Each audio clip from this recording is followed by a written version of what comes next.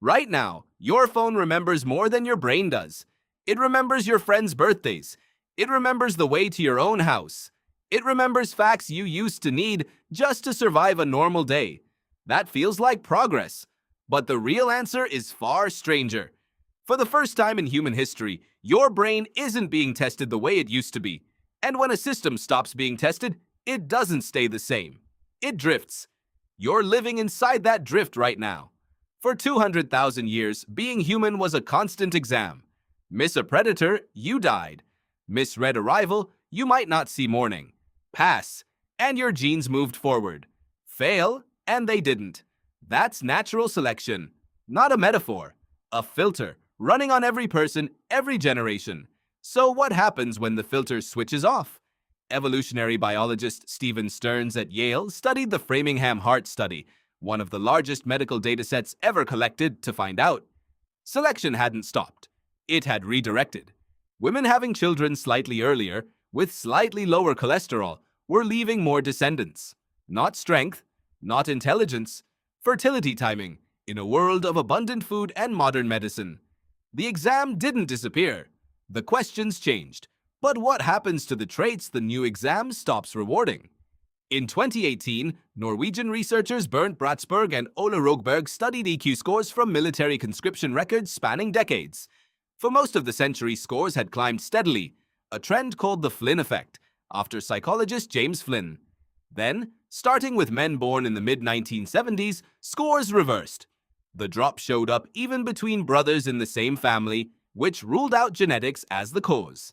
Something about the environment itself was producing lower scores, generation after generation. Flynn's own explanation is unsettling. The kind of sustained, abstract reasoning IQ tests measure may simply be exercised less than it used to be. Your brain follows a brutal rule: use it or lose it. Survival once forced constant use. Now, an enormous share of that load has been outsourced. The app calculates. The algorithm decides.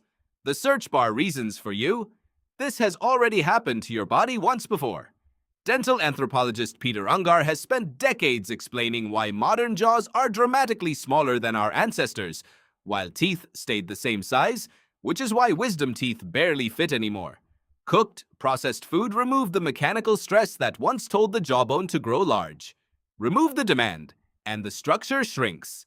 Not from a mutation, from disuse. So ask yourself the real question. If that happened to bone, what's happening to memory? To patience? To the ability to sit with a hard problem without reaching for a distraction? None of those need a mutation to disappear. They just need a generation that never has to use them. And evolution doesn't need millions of years when the pressure is strong enough.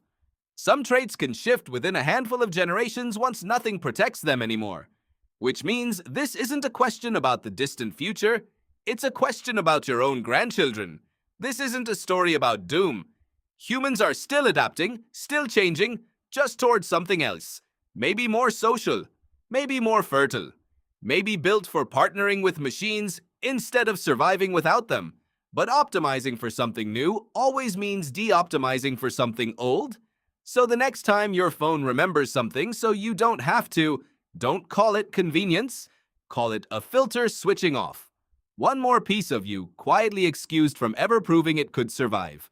And somewhere down the line, some version of you carrying a little less of what made your ancestors who they were is going to inherit whatever's left.